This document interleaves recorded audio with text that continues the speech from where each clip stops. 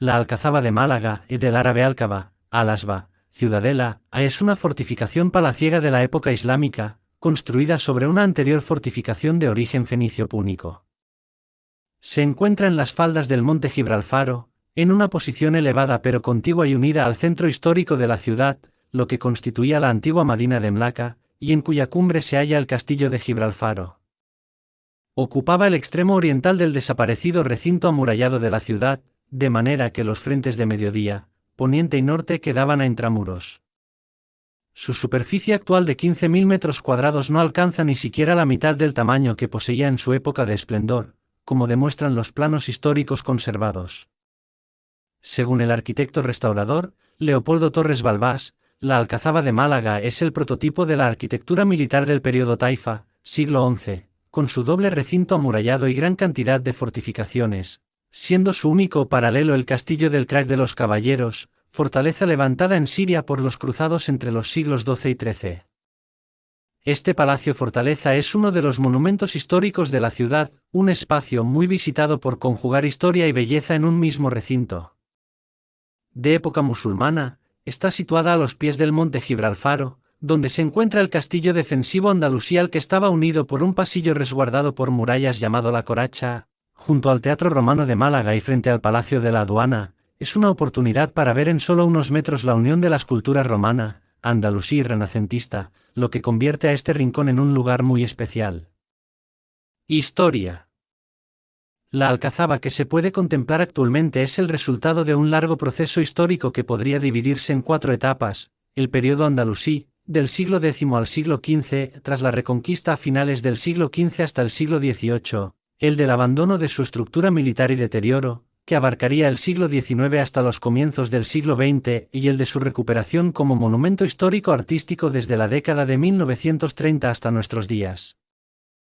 Algunos historiadores musulmanes afirman que fue el rey de Taifas Bereber, Badis Ben Abbas, quien ordenó construir la Alcazaba usando para su embellecimiento mármoles, columnas y estatuas del teatro romano adyacente, pero otros estudios ponen en tela de juicio esta afirmación, ya que existen indicios que plantean que, en vez de una labor de construcción, se trató de una restauración de un antiguo recinto amurallado de origen fenicio.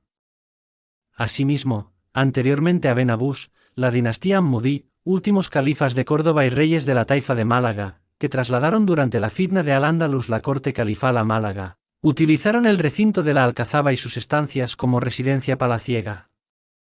Los almorávides irrumpieron en ella en 1092 y los almohades en 1146. Posteriormente, en 1279, es rendida a Muhammad II Ben al-Ahmar y pasa a formar parte del reino nazarí de Granada.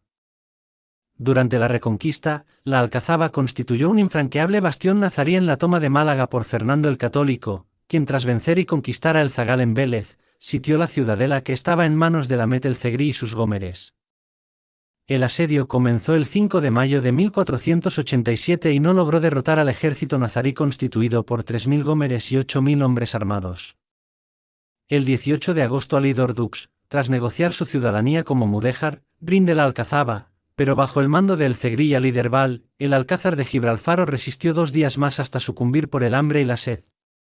El 19 de agosto entraron en la ciudad los reyes católicos, izando la cruz y el pendón de Castilla en la torre del homenaje de la Alcazaba. El rey Fernando entregó a Málaga la imagen de la Virgen de la Victoria, talla de origen alemán regalada por el emperador Maximiliano I del Sacro Imperio Romano Germánico al monarca español, que desde ese momento se convirtió en patrona de la ciudad. Aunque existen testimonios sobre su buen estado de conservación hasta 1675, con el paso de los años la ciudadela padeció un largo proceso de deterioro, siendo especialmente dramáticos el terremoto de 1680 y el bombardeo de la ciudad que hicieron 9 buques franceses desde la bahía de Málaga en 1693, en el transcurso de la Guerra de los 9 años. Entre 1733 y 1735 el alcaide de la Alcazaba, Francisco Antonio de Unzaga Amézaga y Aperribay, dio licencia para que las clases populares oyesen misa en el oratorio de la capilla mezquita de San Gabriel de la Alcazaba. Es por lo que este alcaide solicita al rey que esta capilla, situada en la calle del Zagal, próxima al Teatro Romano y que habría sufrido mucho en los terremotos de 1693, pudiera restaurarse gracias a la gestión ilustrada de Unzaga. Sus arcos andalusíes se conservaron hasta el bombardeo de 1937, en el transcurso de la Guerra Civil Española. Entre 1787 y 1792 el teniente general Luis de Onzaga y Amézaga, presidente de la Junta de Reales Obras y como gobernador de la Comandancia General de las Costas del Reino de Granada, que incluía la provincia marítima de Málaga, ordenó diversas labores de acondicionamiento de la Alcazaba y Gibralfaro para que sus guarniciones militares pudieran recibir agua potable. Durante la Guerra del Rosellón en 1794 fue presidio para 479 franceses y se erigió en el recinto, por orden del secretario de Estado Manuel Godoy, el Hospital Real de San Luis. Más tarde, los muros exteriores y parte del recinto interior fueron usados para caserío. No fue hasta las primeras décadas del siglo XX cuando comienzan los trabajos de rehabilitación, especialmente desde la década de 1930. Los principales responsables de estas labores fueron, entre otros, el crítico de arte Ricardo de Orueta, los arquitectos José Joaquín González Cedo, Leopoldo Torres Balbás, Fernando Guerrero Strachan Rosado y Francisco Prieto Moreno, y el investigador y académico Juan Tembori, todos bajo el auspicio del gobernador civil en aquel momento, Emilio Lamo de Espinosa. Descripción histórica y contemporánea. Su reforma le confiere una profunda impronta como edificación nazarí construida sobre roca. Conjuga las necesidades de defensa y la belleza de un palacio de estilo árabe organizado a base de patios rectangulares y crujías en torno con sus jardines y estanques. Sus estancias, que en la tradición de la arquitectura nazarí buscan en los interiores la alternancia de luces y sombras para conseguir esos juegos que tan bien dominaron los alarifes. Su componente militar la hace una de las obras del período andalusí más importantes de las conservadas en España. Con matacanas, torres albarranas con saeteras y murallas almenadas como elementos defensivos, sin embargo, su mejor defensa estaba en su situación, dominando desde sus balcones la ciudad y la bahía. A su alrededor había un barrio, hoy totalmente desaparecido, que tenía incluso su sistema para evacuar las aguas fecales, y con letrinas en casi todas las casas, lo que acredita el alto nivel de civilización que existía en esos momentos. Tuvo sucesivas reconstrucciones, algunas hasta en el siglo XX, y actualmente es visitable con importantes muestras arqueológicas expuestas. En las primeras excavaciones para su restauración aparecieron restos de muros romanos de hormigón revestido de estuco rojizo y pequeñas albercas excavadas en pizarra, destinadas a la preparación del garum, pasta de pescado que elaboraban los romanos, y una mazmorra donde encerraban durante la noche a las cautivas cristianas que trabajaban de día.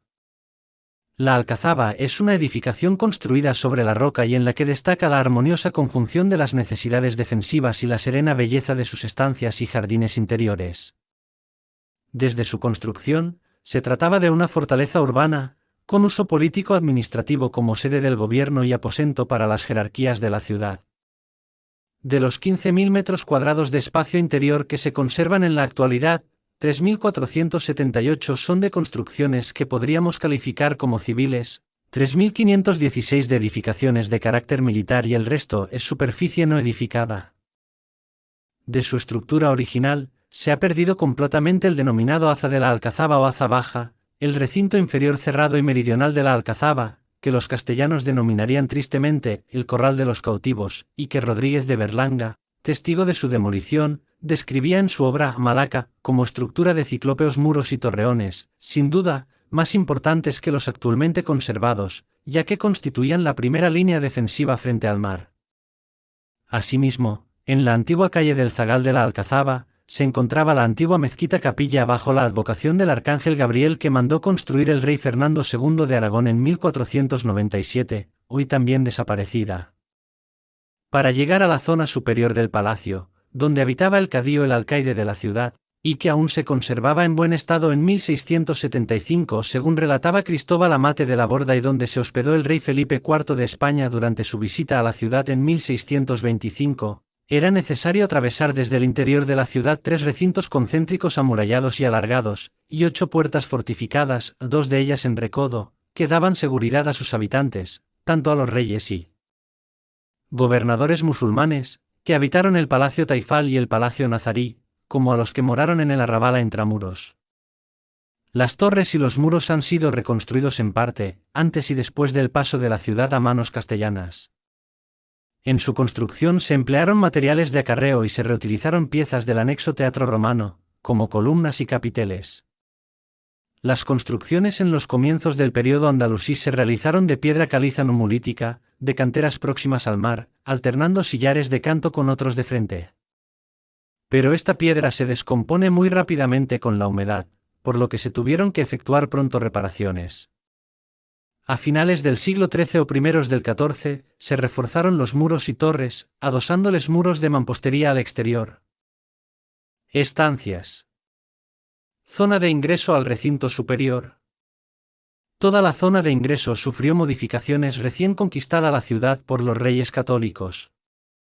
Una vez traspasada la puerta principal y la llamada Puerta de las Columnas, se ha de subir una rampa con peldaños, que termina en el Arco del Cristo. Este arco es un pasadizo en recodo abierto en el interior de una torre, cuya parte superior fue reconstruida. El arco de entrada, rodeado por un alfiz de ladrillos, descansa sobre pilastras y tiene clave de piedra, que estuvo dorada, en la cual se labró en hueco una llave.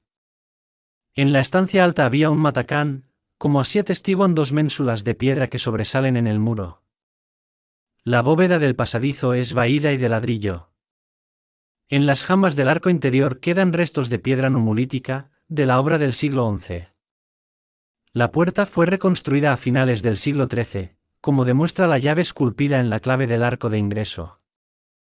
Frente a la puerta de salida del Arco del Cristo aparecieron restos de muros romanos de hormigón revestido de estuco rojizo y pequeñas albercas excavadas en pizarra, destinadas a la preparación del garum y pasta de pescado que elaboraban los romanos. Se trata de uno de los elementos conservados más interesantes, es una zona llana desde la cual se domina casi toda la ciudad, y donde después de la conquista se instaló la artillería, por lo que se bautizó como Plaza de Armas. Junto a esta se encuentra la Torre de la Vela y la Puerta de la Coracha, una comunicación al paso murado que la une con el castillo de Gibralfaro. En la Torre de la Vela se instaló una campana después de la conquista de la ciudad. Trabajos arqueológicos realizados por el profesor Manuel Acién han localizado en este enclave vestigios de una primitiva mezquita aljama del período emiral, siglo VIII. Puerta de los Arcos. El ingreso al último recinto se hace a través de la Puerta de los Arcos y Torre del Tranel. Una vez traspasada la Puerta de los Arcos se tuerce a la izquierda para alcanzar la plataforma superior. En las excavaciones de esta parte tan solo se encontró un silo o mazmorra, donde encerraban durante la noche a las cautivas cristianas que trabajaban de día.